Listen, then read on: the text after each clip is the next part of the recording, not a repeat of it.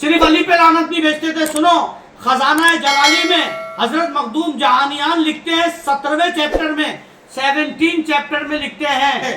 کیا لکھتے ہیں خزانہ جلالی میں؟ مخدوم جہانیان ولی ہیں, بہت بڑے ولی.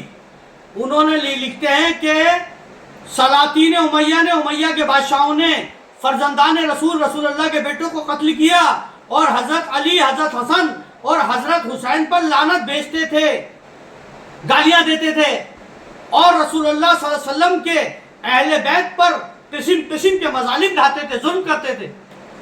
بس میں ان کو دشمن جانتا ہوں, میں ان کو دشمن مانتا ہوں اپنا, بس میں ان کو دشمن جانتا ہوں, اور ان کو مسلمان نہیں کہتا بلکہ وہ کافر ہیں. الغرض خزانہ جلالی میں بہت چیزیں مفصل درج ہیں, لیکن اس مختصر کتاب میں گنجائش نہیں. واللہ اعلم بالصواب. امام حسین کی شہادت کے بعد یزید شرب دوام ہمیشہ شراب خوری میں مبتلا ہو گیا. امام حسین کی شہادت کے بعد یزید 24 گھنٹے شراب پیتا تھا, کیونکہ اتنا بڑا گناہ کر دیا, اس کو گناہ سے سونے ہی نہیں دے رہا. جب آپ برا کرتے ہو اور اتنا برا کرتے ہو جو دنیا کا سب سے برا تھا, تو سوگا کیسے؟ تو رات و دن یزید شراب پیتا تھا. اور ایک روایت ہے کہ اس نے کہا میں دین محمدی سے بیزار ہوں. یزید نے کہا کہ میں دین محمدی سے بیزار ہوں اور عیسیٰ بن مریم کے مذہب میں داخل ہو گیا ہوں. یزید نے کہا, بہت بڑی کتاب سے دے رہا ہوں حوالہ, یزید نے کہا کہ میں دین محمدی سے بیزار ہوں اور عیسیٰ بن مریم کے دین میں داخل ہو گیا ہوں.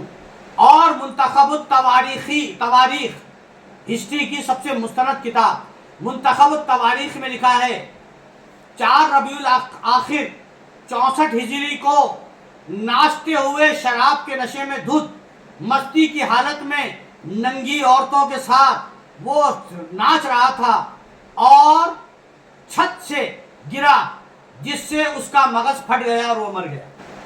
دوسری روایت ہے کہ رقص و مستی کی حالت میں شکار کو گیا اور گھوڑے سے گر کے مر گیا. وہ ہجرت کے 26ویں یا 22ویں سال پیدا ہوا. اس کی حکومت میں 3 سال اور 8 ماہ رہی. حکومت کتنی رہی؟ 3 سال کی حکومت کرنے کے لیے جہنم. کاش اس ٹائم خانقاہ ہوتی, ہم چشتی بزرگ ہوتے تو اسے سمجھا دیتے. 3 سال کے لیے اتنا بڑا گناہ کر ڈالا, ہائے ہائے ہائے ہائے, صرف 3 سال کے لیے. اور بھائی کتنا بڑا بیوقوف تھا وہ, 3 سال کے لیے اتنا بڑا گناہ کر دیا جو قیامت تک وہ ہوگا, اور اللہ کے نزدیک اتنا سب سے بڑا گناہ صرف 3 سال کے لیے. تعجب کیوں, 3 سال کے لیے اتنا بڑا گناہ کر ڈالا. 3 سال 8 مہینے رہا سے. اس کو دمشق کے قریب قصبہ جوارین میں دفن کیا. اس کے زمانے میں یعنی 63 ہجری میں حضرت عبداللہ بن عمر کا مکہ میں انتقال ہوا. یزید کے بعد اس کا بیٹا معاویہ بن یزید تخت پر بیٹھا. 40ویں دن منبر پر آیا اور لوگوں کو مخاطب کر کے کہنے لگا کہ میرے باپ نے اہل بیت پر ظلم کیا ہے, خلافت اہل بیت کا حق تھا, میں اس سے دستبردار ہوتا ہوں. اس کے بیٹے نے حکومت نہیں لی, بولے اس کے جو میرے باپ کے جو تخت کے جو پائے ہیں وہ اہل بیت کے خون میں ڈوبے, یہ اہل بیت کا حق ہے, میرے باپ نے ظلم کیا اس لیے میں یہ نہیں لوں گا. تو مروان نے کیا اسے زہر دے دیا اور پھر خود بادشاہ بنا. یہ دیکھ کر تمام بنی امیہ کے لوگ اس غریب تائب شدہ مسلمان یعنی یزید کے بیٹے کے خلاف متفق ہو گئے اور اسے زہر دے کے مار دیا. اب اس سے بڑھ کے ستمگر کی ہار کیا ہوگی, اب اس سے بڑھ کے ستمگر کی ہار کیا ہوگی, کہے یزید کا بیٹا حسین جیت گئے. اب کیا ہو گیا صاحب, اس کو بیچارے کو مار دیا اور اس کی جگہ مروان بن حکم تخت پر بیٹھ گیا. مشہور ہے کہ حضرت صلی اللہ علیہ وسلم نے مروان کو مردود قرار دیا تھا اور اسی کو اپنی 2 بیٹیاں حضرت عثمان غنی نے دی تھی اور اسی کو باغ فتح بھی دیا تھا جس کو رسول اللہ نے مردود کہا. اور یہی جنگ جمل میں حضرت عائشہ کی فوج کا سپہ سالار اعلیٰ تھا, سیناپتی تھا. جہاں بھی چاہو مصلی بچھا کے پڑھ لو نماز, نہیں ہے اب کوئی خطرہ, حسین جیت گئے. اب کیا ہوا صاحب, حضرت صلی اللہ علیہ وسلم نے مروان کو مردود قرار دیا تھا. جس کو رسول اللہ مردود قرار دے دے وہ کون ہوگا آپ مجھے بتا دو. 65 ہجری میں مروان نے یزید کی بیوی سے نکاح کر لیا تھا. مروان نے کیا کر لیا تھا؟ مروان نے کیا کیا؟ اب یزید کی بیوی سے نکاح کر لیا. کسی وجہ سے وہ نئے خاوند سے ناراض ہو گئی اور اسے قتل کر ڈالا. اس کے بعد عبد الملک بن مروان تخت پر بیٹھا اور اسی کے زمانے میں مختار نے محمد حنیفہ بن حضرت علی کی طرف سے امام حسین کے خون کا بدلہ لینے کی غرض سے بنی امیہ کے خلاف جہاد شروع کیا.